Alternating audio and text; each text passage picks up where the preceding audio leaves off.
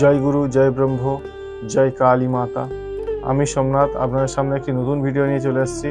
আজকের ভিডিও মণিপুর চক্রের উপর, অর্থাৎ মানবদেহের সপ্তভূমির তৃতীয় ভূমি হলো মণিপুর চক্র। এটি 10 দল সমন্বিত পদ্ম, অর্থাৎ 10টি পাপড়ি রয়েছে এই পদ্মের এবং 10টি বর্ণ দ্বারা আবৃত। কি সেই 10টি বর্ণ? এই চক্রের বর্ণটি হলো বেগুনি রঙের। যেমন আপনার মূলাধার চক্রের বর্ণ ঈষৎ রক্তবর্ণ বা গোলাপি ছিল। স্বাধিষ্ঠান চক্রের বর্ণ সকালে ওঠা সূর্যের যেমন রং ঠিক তেমন ছিল। এখন মণিপুর চক্র, তো মণিপুর চক্রেরও বর্ণ থাকবে। মণিপুর চক্রের বর্ণটি কি প্রকার? বেগুনি, এটি বেগুনি রঙের। এর কেন্দ্রস্থ বর্ণ হচ্ছে রং, অর্থাৎ রং মন্ত্র উচ্চারণ করতে হবে। এখানে ধ্যানের সময় রং মন্ত্র উচ্চারণ করতে হবে। এখানে মাতৃকা শক্তির 10টি বর্ণ রয়েছে। সেগুলি কি কি?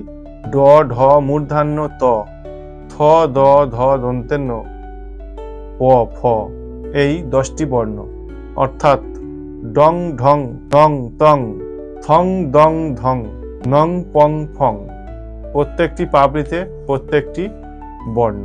মেরুদণ্ডের পঞ্চম লাম্বার ভার্টিব্রা, অর্থাৎ নাভি মূলে একটি অবস্থান করছে। এই চক্রটি হলো অগ্নিতত্ত্বের প্রকাশক। এই মণিপুর চক্রের দেবতা হলেন রুদ্র এবং দেবী হলেন লাকিনী। এই লাকিনী প্রচণ্ড শক্তিধারিণী দেবী হলেও তিনি নিয়ন্ত্রিত শক্তি। এই চক্রটি ইচ্ছা শক্তির উৎসমূল, অর্থাৎ এই চক্র দ্বারা ইচ্ছা শক্তি প্রকাশ হয়। মানুষের ইচ্ছা শক্তি থেকে অনেক কিছু কাজ হয়।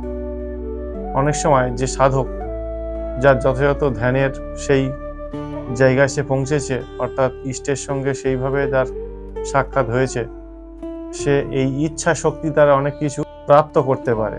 তার ইচ্ছা শক্তির দ্বারা মিরাকেল ঘটে যেতে পারে।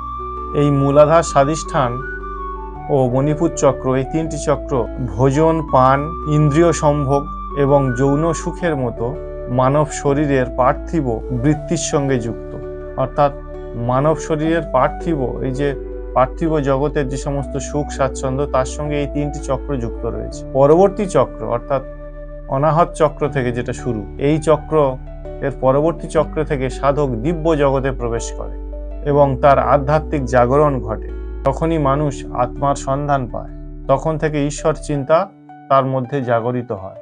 তার আগে মন এদিক সেদিক চলাফেরা করতে থাকে। এই জন্যেই সকল ধর্মে বুকে হাত রেখে প্রণাম করার রীতিনীতি প্রচলিত আছে। হৃদিপদ্মের একটা বিশেষ গুরুত্ব রয়েছে। মণিপুর চক্রেও একই প্রকারের ধ্যান করতে হবে। রং মন্ত্র উচ্চারণ করতে করতে আজ্ঞা চক্র দ্বারা মনকে নাভি মণ্ডলে স্থিত করে চিন্তা শক্তি দ্বারা, কল্পনা শক্তি দ্বারা তাকে অনুভব করতে হবে। তো এইভাবে একের পর এক করতে হবে এবং তার পরবর্তী স্টেপে ভিডিও নিয়ে আসব।